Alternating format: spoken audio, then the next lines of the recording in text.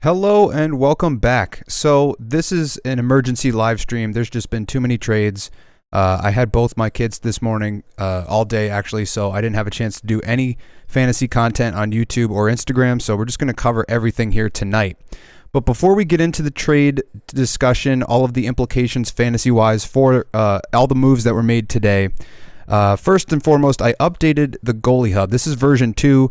With a little graph here, just showing you who changed the most per week. There's a change interval now here listed right next to the ratings. So you still have the usual goaltending hub right here. This is normally on the goalie hub. This change interval is new, and then this graph here is new. And the way to use this is essentially it's all lined up with these, the way that they're sorted. So the top players, all marks at the top, and they go all the way down. You do have to scroll each individually, but nonetheless, you get a look at how much a player changed from last week to this week. So, for example, Georgiev had a good week. He went up 4.82 points. He's now an 84, so he would have been probably down in this range with Gustafsson and Shesterkin. He had a great week, and so he got bumped up, and you can visualize that here. Now, there's one little disclaimer to this. If you scroll down, a lot of these are sample size based, especially towards the bottom.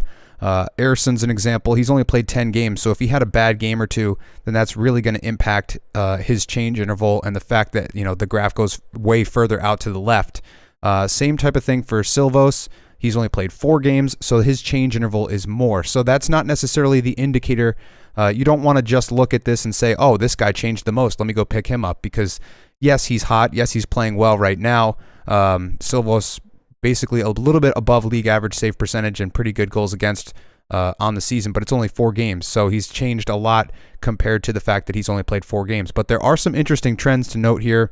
Elliott's played quite a bit. 15 games for backup is not what it used to be, I guess, but he's gone down a bit. You see John Gibson went up a bit after multiple 50 save performances. He got bumped just a little bit for whatever reason, because his team is still horrendous, so they didn't really help him out any.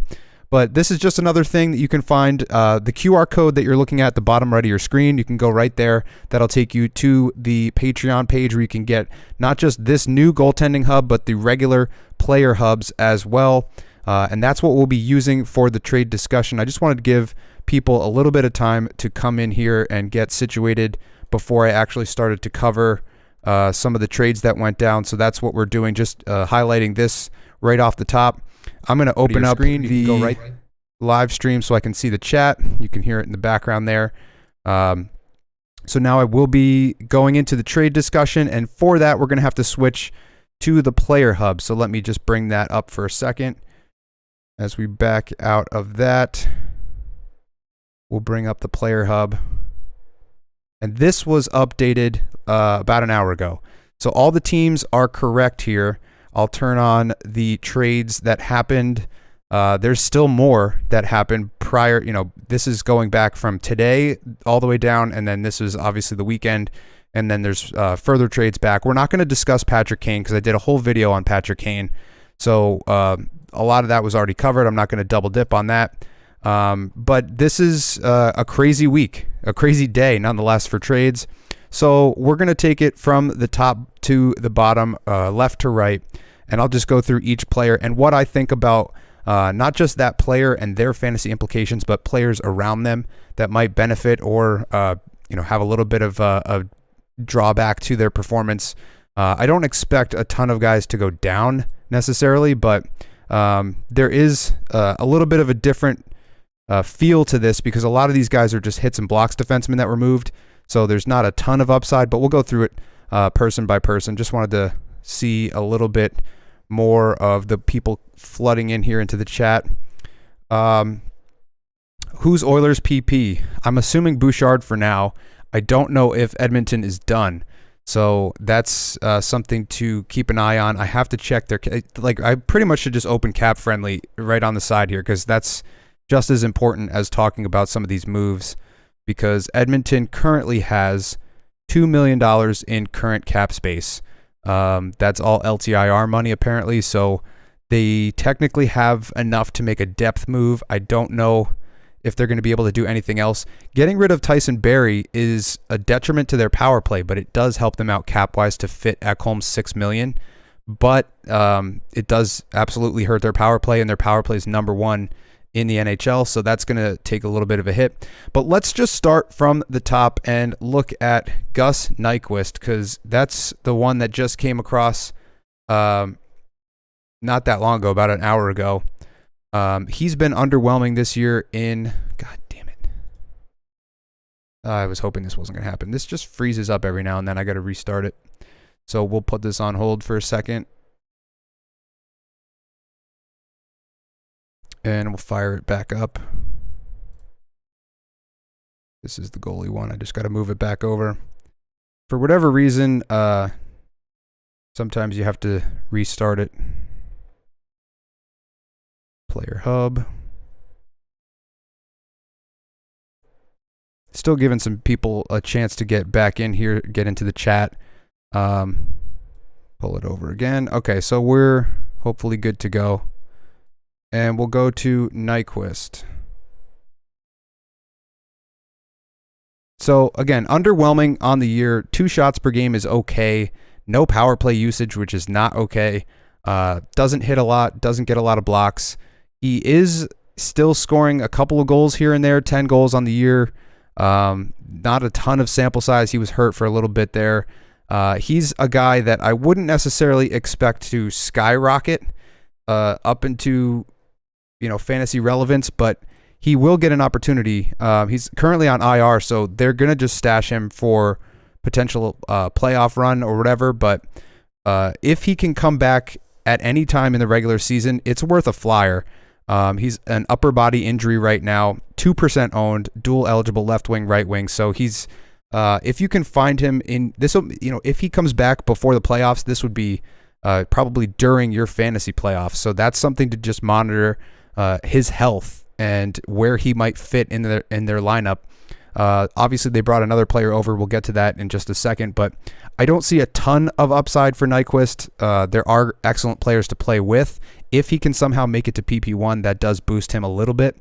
But this is, to me, a little bit more of a playoff move just because he is injured right now. So that's not the number one place to look for in terms of fantasy value for right now. So let's go to Matthias Ekholm.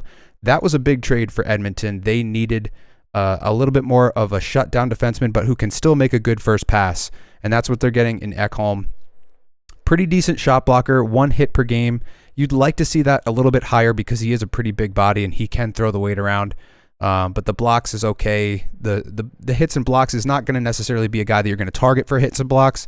But this is somebody that Edmonton kind of needs. They do get a little bit worse on the power play. And in terms of Tyson Barrie, with him going to Nashville, I wonder if Nashville is going to use 2 defensemen on their power play with him and Josi, because that might make them a little bit more dynamic, especially a right shot and a left shot.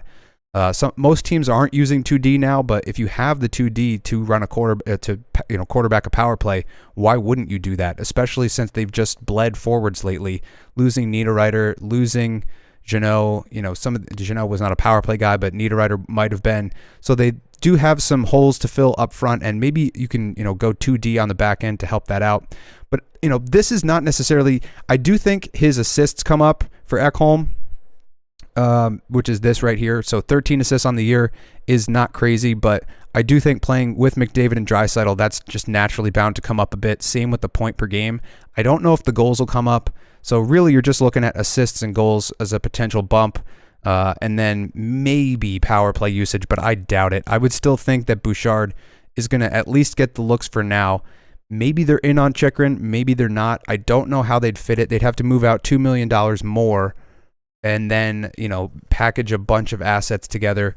And I don't know what that would cost, because there is, it's a 2-year-long saga with Jacob Chychrun potentially being moved. So we'll have to take a look at that.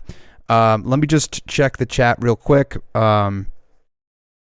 Really interested in Korpisalo if he gets moved to LA, since goalies have been really tough. Whoever goes to LA is getting a much better opportunity than wherever they are now. So LA has been pretty decent defensively this season. They just don't have the goaltending to keep them in the playoff hunt, or potentially competitive in the playoffs. They're 12th right now. That's expected goals. Sorry, goals against. They're 23rd. So they're 23rd in goals against, but in terms of expected goals against, they are 12th. So that's the problem right now. They don't have the goaltending. Jonathan Quick is a shell of his former self. So they just don't have the guy that's going to win them in the playoffs, any kind of a series that they might face. There's a bunch of talented teams that they're going to come up against. Probably McDavid. He tore him apart last year, so I would imagine Korpisalo's value goes up. But yeah, let's go back to the list and continue on with Luke Schenn. And this is another hits and blocks defenseman that got moved to Toronto. They picked up McNabb, who I'm not McNabb. Why can't I? McCabe, to mix. But Ekholm, we already did him. Why did it go to Braden Schenn? Because I'm talking and I can't look at it too. So Luke Schenn, 4.69 hits per game. His hits volume has been like insanely good. So I have Gudas. I've been talking about Gudas all summer long into the season as my ride or die hits guy. But actually, when you look at the numbers, Luke Schenn has been like light years ahead of him, basically a hit per game ahead of him. So the hits and blocks are still going to continue. And this is something that Toronto is going to need if they're going to get over the hump and out of the first round this year. The offense isn't necessarily there. 73rd percentile in assists is pretty good considering where he was playing, but he did have some talent to work with in Vancouver, and he's going to come to Toronto and he's going to have, an excellent top six that's going to potentially get him some secondary assists and things like that. So I could see this at least staying there or going up a tick, just a little bit. I don't see him getting power play time, obviously. His shot volume is very low. Goals are pretty much non-existent, 3 goals on the year. So this is, again, just a hits and blocks play, and I don't think his overall rating is going to be changed too much just by getting a couple more assists. So, if you have him, just stand pat. This is kind of a nice little bump that you might get in some offensive production, and maybe it's a week where you really need it, and he'll come through with a couple assists because of Matthews and Marner and whoever else he's playing with. But nonetheless, Luke Schenn, not much has changed. We'll just go to McCabe while we're at it and talk about him because he's very similar. So 97th in blocks, 88th in hits, 73rd in assists. So almost identical, just a swap of the hits and blocks, which one he was better at. So this is the same type of thing. Another guy who's going to protect the front of the net. And the number one thing I can think of when it comes to Schenn and McCabe coming over to Toronto is that helps out Samsonov and Matt Murray. So when you get these big, strong defensemen clearing out the front of the net, that's going to clear out a lot of the high danger chances and keep everything to the outside. So if they're getting any shots, they're going to be coming from, low danger areas. And that could be, it's a double-edged sword because some goaltenders, Shesterkin is one of them, they don't do well when they only face 25 shots. And they do incredibly well when they face a lot of volume. So like 40, if you give Shesterkin more than 40 shots in a game, he's going to win the game, and he's probably going to, give up no more than 1 goal. If you give up, 25 shots a game, he's potentially letting in 3 or 4. And that's a big problem right now for New York. And I don't know if Samsonov is that kind of a goaltender. We'll have to wait and see, but at least having better defensemen in front of him is going to limit the amount of grade A chances, although Toronto has been a really good defensive team this year. As I'm looking at it now, 5th best in expected goals against. So they're very tight defensively. They did lose Sandin. I don't know if that impacts their top 4, but it does impact their bottom pair. So we'll have to take a look at that. But while we're at Toronto, I guess we might as well cover Gustafsson, who I just mentioned literally 2 days ago in the weekly video as the power play quarterback in Washington. So we'll have to discuss that in just a second. But for Gustafsson, maybe they're going to use 2 power play units at this point because they do have Riley on the first unit. I would imagine if they wanted to go to a 2-unit type of situation, then Gustafsson would quarterback the second unit. And that could potentially keep his power play production from dropping off a cliff at least. The assists are there. The power play production's there. Blocks are okay, hits are low, but you have 2 other guys to come in and do that for the Leafs at least. So I don't know if this is necessarily a target. I think it would be a nice little pickup if you could Let me check his ownership really quick. He's pretty much been on people's radar lately because of the massive week or two that he had when he first came up and became the power play quarterback for them. He's at 50% owned right now. So if you have the opportunity and you want to take a shot on him, there is some upside there, but not crazy amount of upside because he might not be PP1. So that's the only kind of thing. Kind of crazy. The Leafs added 3 D-men recently. Think they can actually pull this off. I think they can actually get out of the first round because if you look at it on paper, Tampa Bay's defense has been dwindling. I think losing McDonough is going to be a big thing, especially in the playoffs. So with the Leafs adding these big, strong shutdown defensemen and then Gustafsson on top of that, I think that's definitely going to help them have the advantage in defense. And they're going to need it because obviously Tampa Bay has the edge in goaltending. So that's a huge factor going into that series. But in terms of fantasy, Gustafsson, if they're going to use PP2 and he's going to quarterback it, then that would be a little bit of a bump in his value. If he's not on the power play, then that's going to drop his value because that's one of the main drivers of his assists and his total production, point-wise and power play point-wise. So if he's not playing power play minutes in Toronto, that's definitely going to hurt him a bit. For me, it's a wait and see. I don't need a defenseman, and I don't necessarily think that this is a slam dunk. You pick him up and he goes off for you. So it's a wait and see for me. Let's move on. So I'm not really going to cover Pierre Engvall. He's not really fantasy relevant. Let's look at Sandin, who went the other way in that deal. He's apparently quietly been very good as a third pair defenseman. I believe his wins above replacement was 94%, so pretty productive as a third pair defenseman. 2.1 hits per game, 1.1 blocks per game is pretty good. A little bit of power play production. He might come over and quarterback their power play. So right now, as I mess up my mic, right now I would imagine it's either him or who am I thinking of? Pull up the lines. Nick Jensen or Sandin will be quarterbacking the Washington power play if I had to guess. So I'm pulling up Daily Faceoff right now. So they have Jensen and Faravari on their first pair, Sandin, Van Riemsdyk on the second pair, Alexiev and Irwin. Obviously, John Carlson could come back. He's on the road trip right now. There's a 4-game road trip, and he's with the team. I don't know if that means he'll play, but he might get an opportunity. Right now, they have Sandin technically quarterbacking the first power play, but that's just guessing, I'm assuming. And then they have Trevor Van Riemsdyk quarterbacking the second unit. So it depends, take a look at the lines in practice, see who's quarterbacking that power play, because you're still getting access to Ovechkin, Kuznetsov, Backstrom, and Oshie on that PP1, and you can see what it did for Gustafsson. So if Sandin's going to be that guy, then this is a nice little buy low on a hits and blocks defenseman who plays power play time, which is pretty rare for hits and blocks D.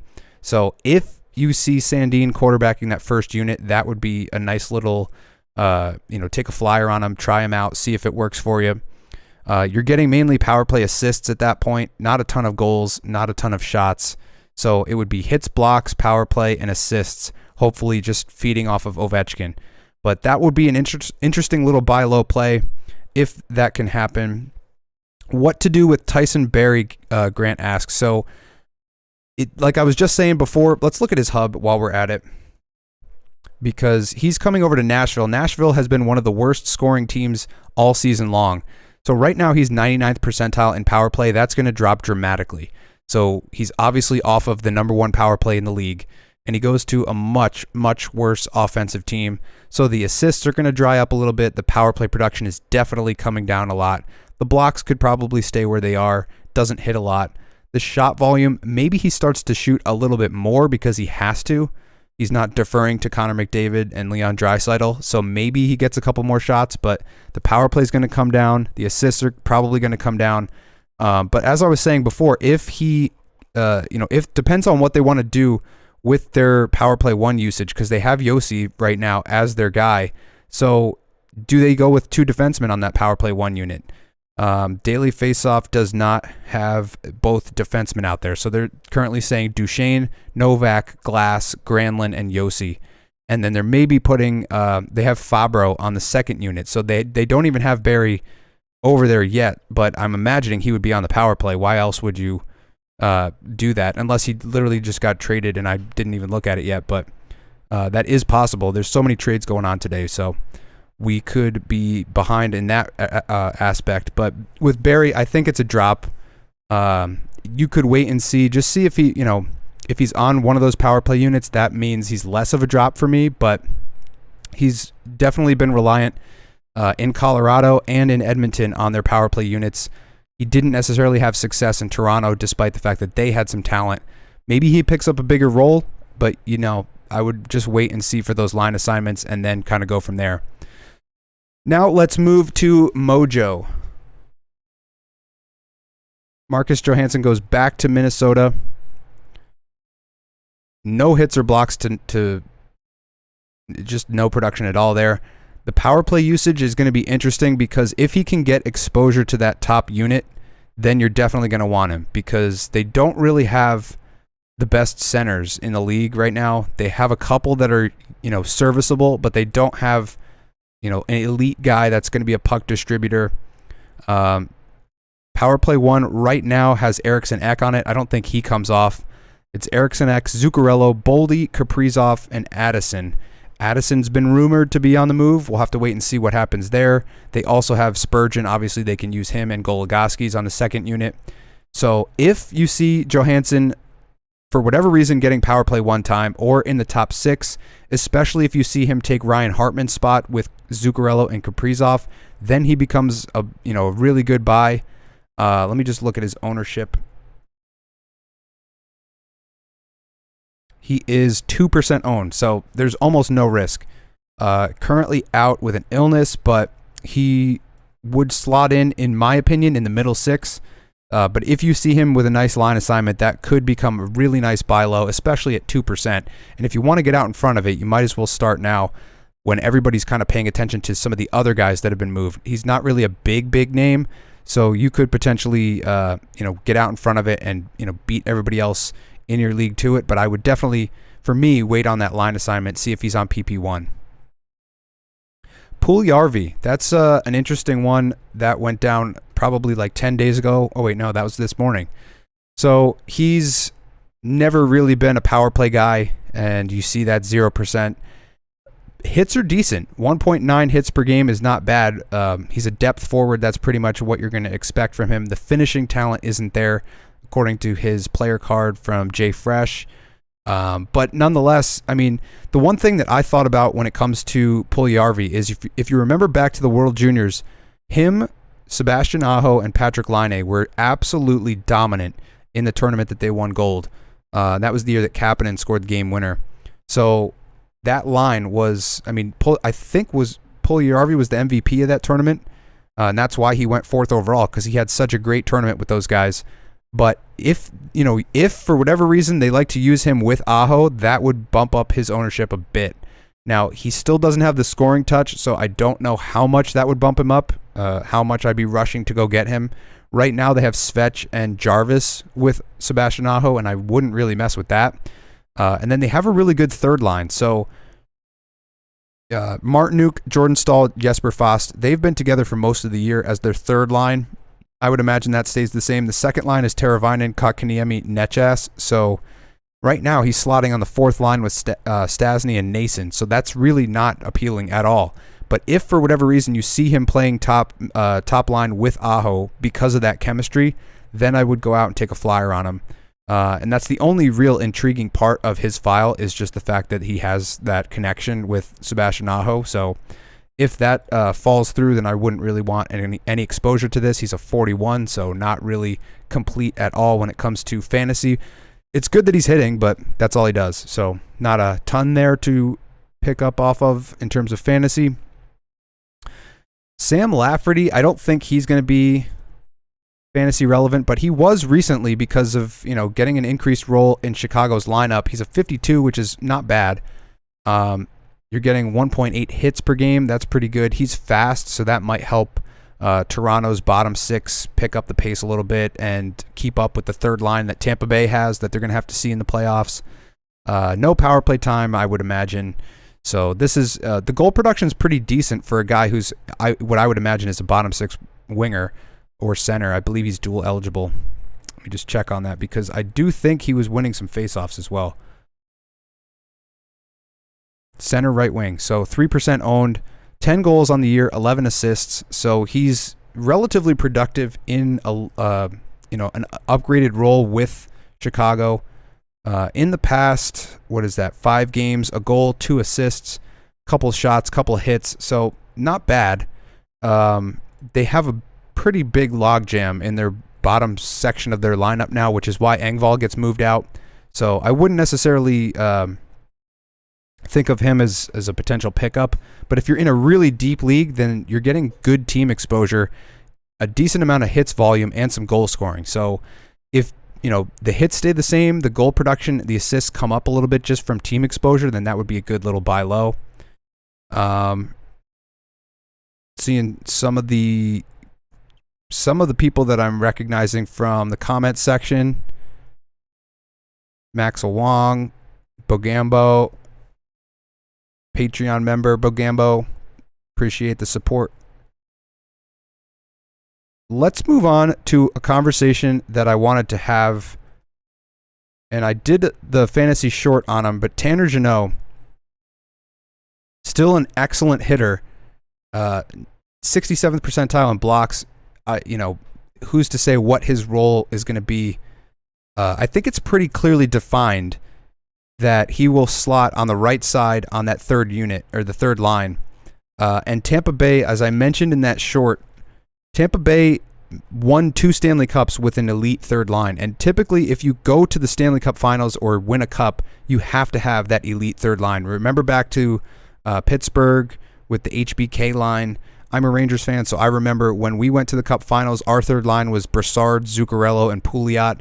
And, obviously Zuccarello is now a top line player and should have been a top line player, but you have to have that deep third line to go far in the playoffs, and they do now. So they have Colton, Nick Paul, and Jeannot on that third line. And to be honest with you, Nick Paul has been pretty good this year. So if you're getting exposure to Paul, and Colton is one of those guys who's streaky. When he gets an opportunity in the second line or even in the top line, he usually takes advantage and can have a good week. I featured him in the top players video yesterday. So let's look at Nick Paul just to see what kind of exposure you're getting for Jeannot, because he's been the most ownable of the bunch at 66. So goal production pretty good, hits are pretty decent, blocks are there kind of, a little bit of power play usage, 4 power play points on the year. Shot volume's low, assists are low. So the assists, if Jeannot can go back to being even 15% shooter, he was at almost 20% when he was scoring 24 goals the previous season. If he can come up a little bit, then Nick Paul's assists come up as well, and that could be a nice place to mine some value out of Jeannot with that move. And then you also have Ross Colton, and he's probably lower. Yeah, 65, not much lower, but 2.45 hits per game is really nice for Ross Colton, and he's 3-position eligible. Last I checked, he was 12% owned, so a guy who's 3-position eligible, hitting that much, getting a little bit of power play time, 9 power play points on the year. That's a very rare kind of player who hits that much and gets power play time and is 3-position eligible. So that might be the play. Sometimes the guys getting traded aren't the play. It's the guys who are affected by that. So, certain guy, we could talk all day about the guys that are getting bumped up in the roster because a guy comes over or whatever, but this would be one of those guys. This and Nick Paul are 2 nice plays, but if you own Jeannot, I would definitely hold on to him and just see how it works with Tampa Bay. I saw Pavelski on the waiver wire, 7 points in 14 games. He's cold as F right now. What do you think? He's. I don't want to call him streaky because he's been very consistent over the past couple of years. I'm just checking his game log now. He's still getting you shot volume. He's still getting you hits, believe it or not. Let me pull up his file.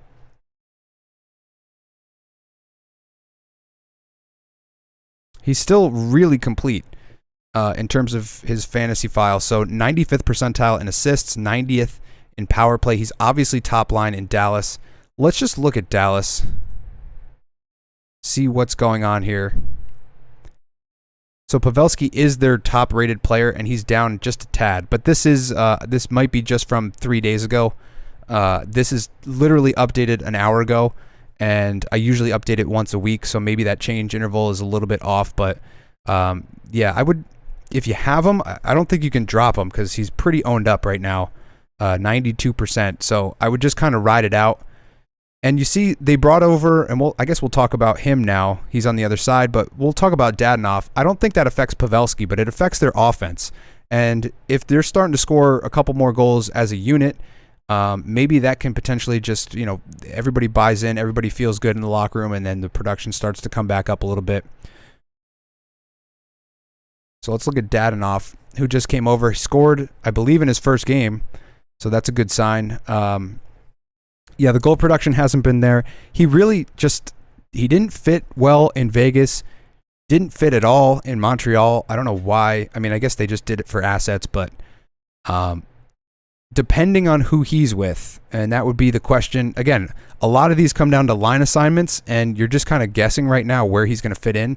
Right now, I believe he's with Wyatt Johnston and Jamie Benn, which is a really nice spot for him because that bumps Sagan down to the third line with Marchment and Delandria. And then you have 3 really solid scoring lines. So, if that's the case, I do like that exposure. Johnston's been pretty good, and Ben has been really good this year. I never thought that would happen, but he's back up to a 77. So he's really complete as well. And I would definitely consider Dallas to be the front runners in the West. So if they're going to, if they're not done with Dadonov, then maybe they add a defenseman. I don't even know what they would need. They're pretty set there as well. Heiskanen, Miller, Suter, Lundqvist, Lindell, Hakanpää. I mean, that's pretty solid. So, yeah, I think I would just hold Pavelski and wait for the production to start to come back up. I should pick up Ekholm ASAP, right?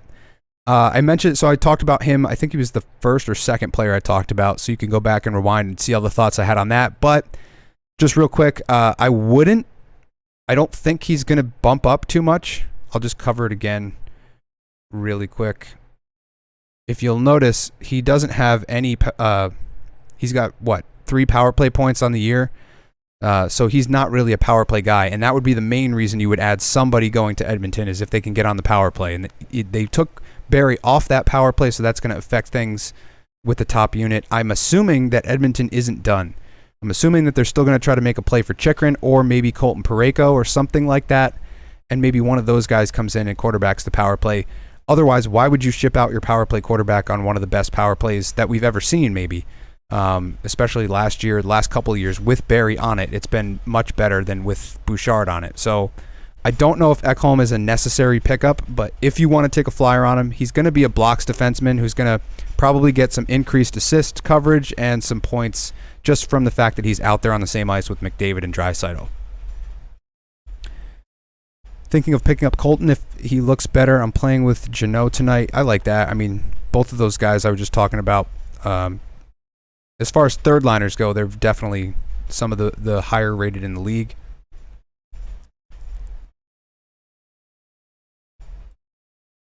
All of this is great, but I ruined one of my teams by drafting Huberdeau in the first round.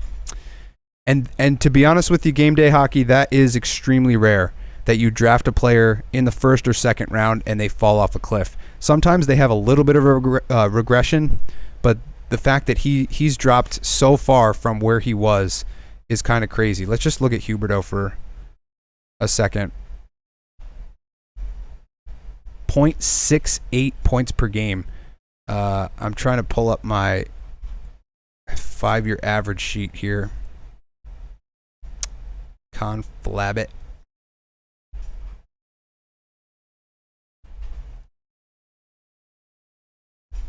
See what he had. This is really disorganized, so that's why I'm not offering this to the public, but 5-year average 1.12, so he's almost half that right now at 0.68. So that's extremely rare that happens with a first or second round pick, and especially if something happens with the coaching in Calgary, I would definitely take a look at Huberdeau next year in the third or fourth round. So that's something I'll be talking about in the offseason. is Huberdeau again next year. This is just not his year, and it that's terrible luck that happened. You do have Patrick Kane, and he will do something now. He's been a shot volume monster all season. He just hasn't had the production until he got pissed off in the last 2 weeks. So I also have Patrick Kane, and it was really cool to see New York Rangers next to him on my fantasy file. Picked up Tarasenko when he was traded and drafted Trocheck. Hopefully it pays off. Trocheck is paying off real nice for me. He's a real big hitter. He's a rare hitter who plays PP1 and gets a lot of production. And if you look at some of his production, he's hit, I think, at least 11 posts this year. So he should have more goals than this, and he's still 88th percentile in goals and then the 89th percentile in hits. This is the main thing. If you're in a bangers league, Trocheck has been gold.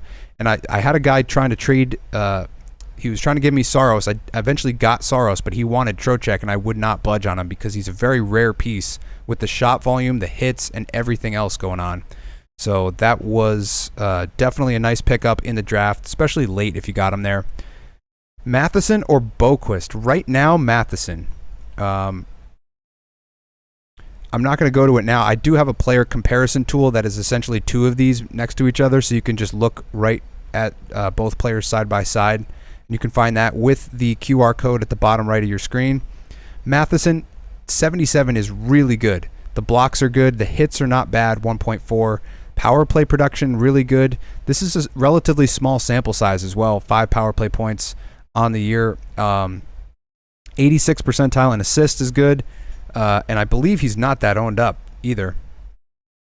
Checking it now, 28% for Matheson, and he has played... I hate that it doesn't show games played on Yahoo right off the top. But nonetheless, I definitely think Matheson is the guy now. And just to compare him with Boquist, you can see the difference. He's a 61. So there's a lot less shot volume. There should be more shots and goals. That was his thing. He was a 17-goal pace defenseman for 2 out of the past 3 years. So the goals should be coming. The shots should be higher. The hits aren't going to be there. For whatever reason, they're just not there right now. And I think he's injured because I looked at their 6D today, and he wasn't on there. So I'm assuming he's injured. I'm pulling up the lines right now. Yeah, it has him listed out.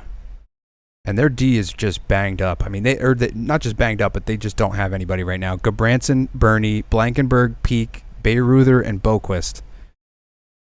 So if Boquist comes back, he's a decent pickup, but he's not as good as Matheson. I've tried to trade for Kane 3 times this year. I've tried to trade Kane off of my roster like 5 times this year because I was worried about that hip, and I already lost like 4 guys for the entire season. I've lost Werenski, John Carlson, Pacioretty, and Cole Caulfield. So I just could not stand another one, and I was trying to trade him. Hopefully it works out now. Complete dud, yep. What do I think happens with Chychrun? That's a great question. I think it'd be hilarious if they just continued to hold him out and he didn't get traded by Friday, and he just wasted 2 weeks of his life just hanging out. Chychrun, I don't think his value drops if he stays in Arizona. I think he'll be pissed, but look at how good he is. I mean, 88th percentile in blocks, 95th in shots, 94th in assists. His shot volume is something I was targeting. When Zach Werenski went down, I tried to trade for Chychrun, and I was trading with the Toe Dragons. He's number 2 in my league, and we're probably going to face each other at some point in the playoffs. He would not budge on Chychrun, and that was when he was hurt. So I was hoping to get him on IR and just stash him for a little bit. He would not budge. So definitely, I think whoever needs a power play quarterback, they should go out and get Jacob Chychrun, and now Edmonton needs a power play quarterback. So that seems to make sense. What does the cap say, though? Because Edmonton has $2 million,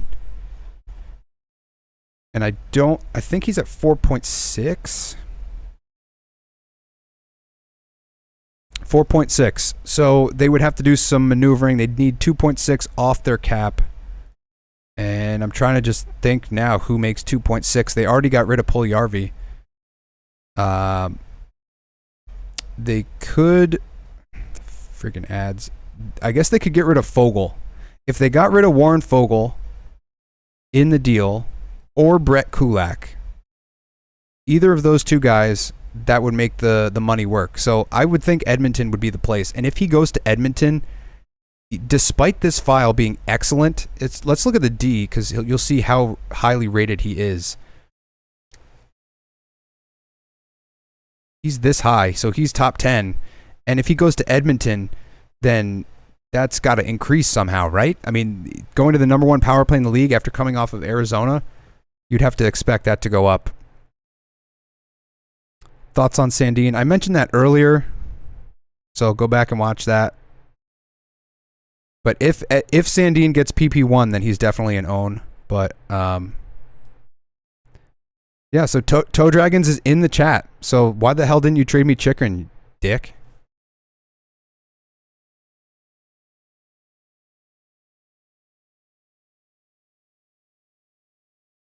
All right, so let's keep moving. Let's go with the next guy. Let's start on the right side. Let's go to Timo Meier and just look at his file. And again, I don't think it can get any better. I don't think he's going to start blocking shots. The assists might go up just because if he's playing with Jack Hughes, Hughes is a massive goal scorer, 5th best in the league, so maybe the assists come up a bit, but I don't know how else he could improve on this. The hits are going to still be in the 2 range.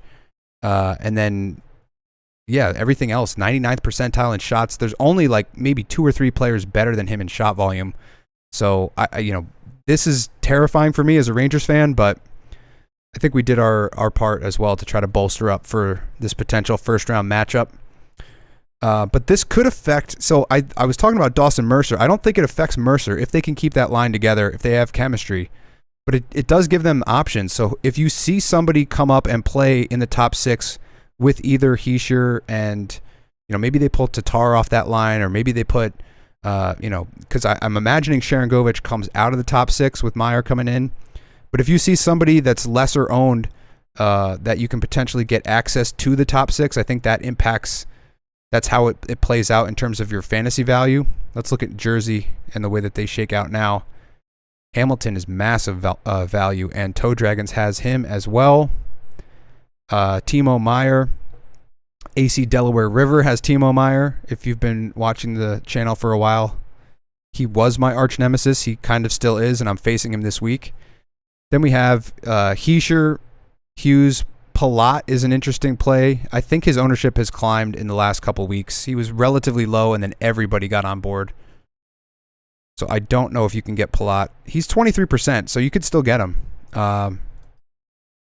No production to speak of in the last 7 or 8 games, but he's typically he's very streaky. He went a couple months last year without scoring a goal, and he does get out there in all the big situations. But I definitely think if you can get somebody that's going to play with some of these top guys, you can see Mercer. He's been pretty good for most of the year. He had a little bit of a dip in January, wasn't that productive, but that's what young players do in this league. They have some moments where they pop off and then moments where they fall back a bit.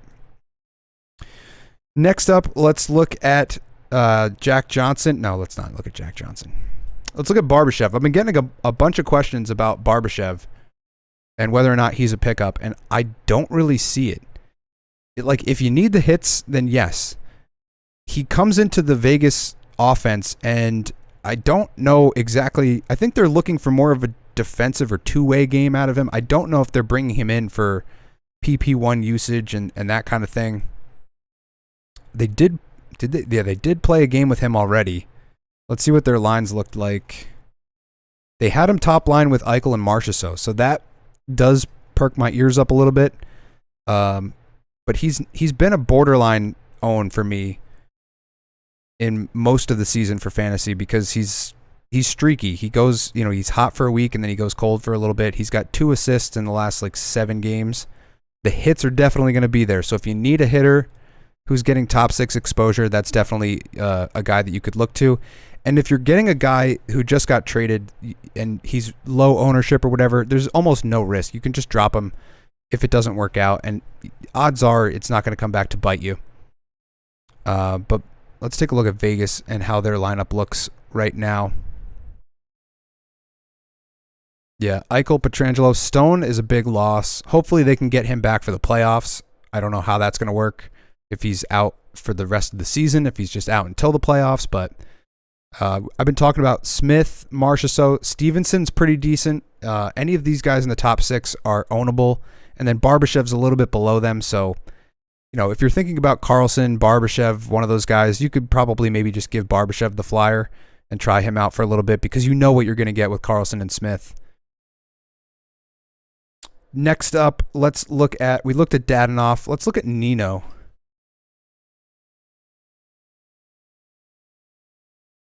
And this is a hole that they've plugged. This was Perfetti's roster spot that they've been trying to get some more production out of.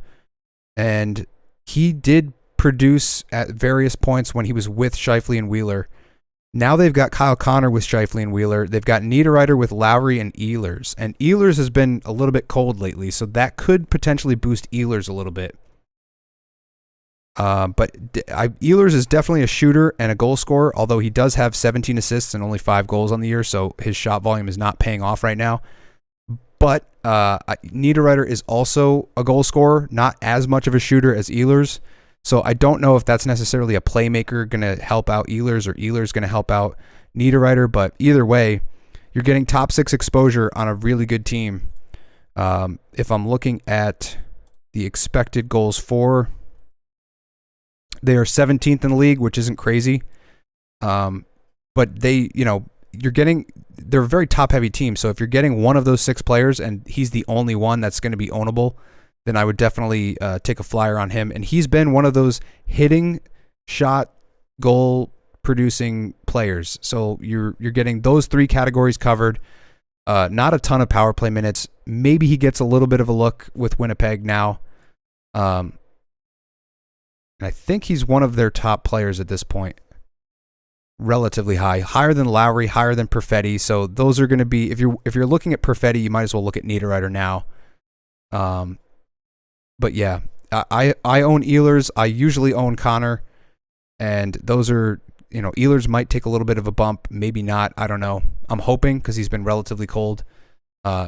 He's up 0.56, but again, I don't know if this is completely a week in this change variable. Usually it's a week, but I updated it an hour ago, so it might not be quite as much of a change, but nonetheless. Let's keep it moving. Orlov. Why did I spell it with the V? This is another one of those hits and blocks D with some offense to his game.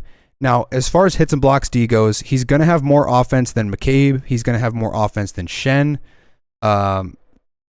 Definitely more potential, but I don't know if he's going to get any power play time.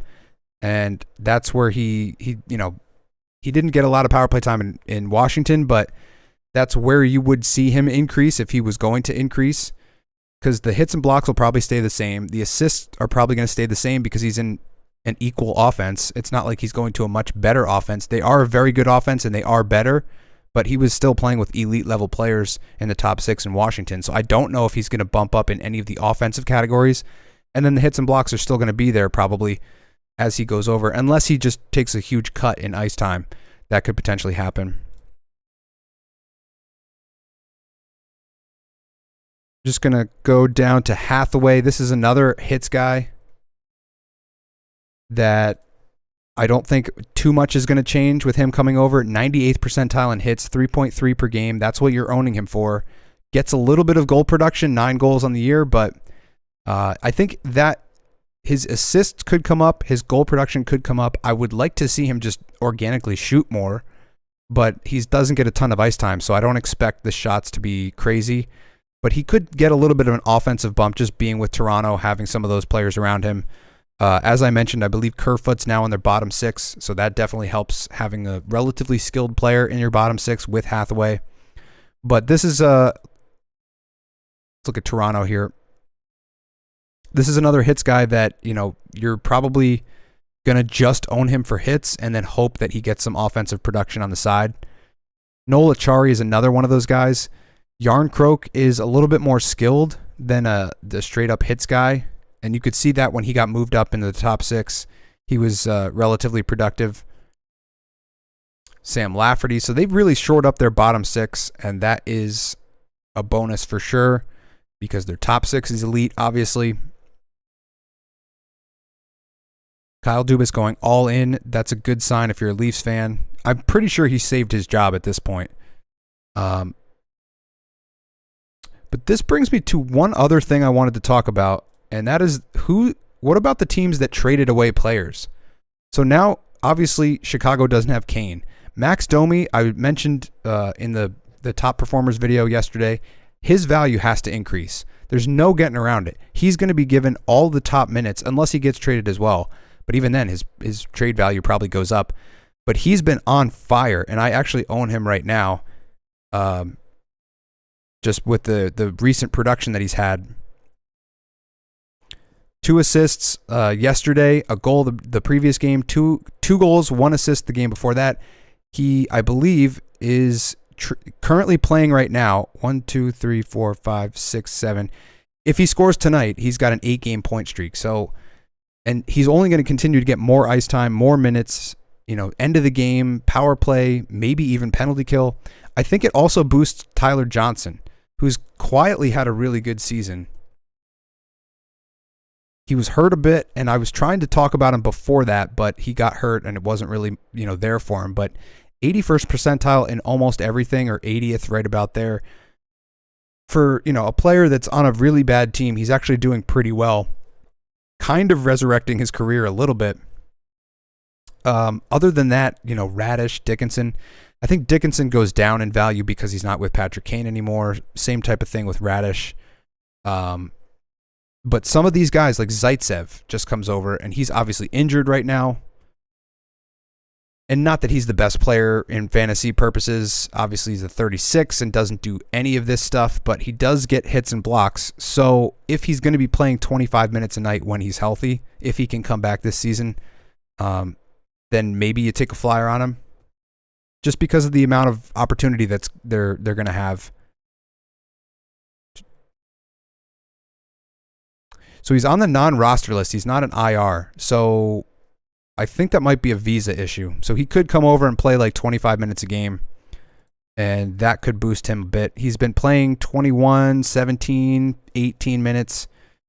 So this is another theme to keep in mind, especially look at Nashville. There's some younger players that are getting an opportunity. Obviously, I've been sleeping on Novak. Thomas Novak is red hot right now. Got called out in the comments section of yesterday's video for not mentioning him. I literally mentioned like 12 players in a 5-player video and didn't, people are still bitching that I didn't get their guy in there, but Novak is hot. He's currently like top line center, so he's getting excellent minutes, just not a lot of hits and blocks, but small sample size, excellent goal production, decent power play production. The shots are a little bit low, but he's going to get more of an opportunity. Parsonen might get more of an opportunity. Johansson's out, so you're looking at Cody Glass stepping up. He's potentially ownable in a 4-game week, that type of thing. Trenin has been hitting everything that moves all season, so if he can get bumped up in the lineup, get some more offensive production, 2.3 hits per game, if you're getting a couple of shots and some goals out of that as well, then, with more time on ice, that's probably going to help out his case for fantasy ownership. Tomasino, this is very small sample size, as I mentioned earlier in the week. 24 change. That's going to be because of the sample size. I think only 11 games played so far, but this could boost Granlund as he now bumps to second-line center. But some of these teams that shed players, you're going to want to try to mine some fantasy value there. Yeah, you guys don't have to stay for the whole thing. You can just, pop in and out, do whatever you got to do. Leafs fan and your head is still swimming. Yes, and I'm a Rangers fan and so is mine. Domi was playing with Kane, now question mark. Yeah, now, I saw him with Athanasiou and Tyler Johnson, and he fed Tyler Johnson last night for a nice one-timer on the power play. So there's not much there in Chicago. There probably won't be, they're probably going to be 2 to 2.5 goals a game for the team in terms of, the lack of offense that they have. But somebody's got to get those 2 goals a game or 2 or 3 goals a game. So, and I would imagine it would be him. So,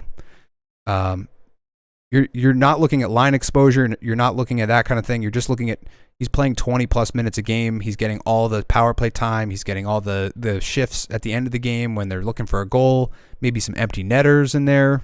That could be a factor. It took forever, but I think we just covered everybody that I had listed on the side of the screen. Just double checking. Let's just do Engvall just for fun. He has not been fantasy relevant this year, but he did have a nice little stretch where he was relatively productive.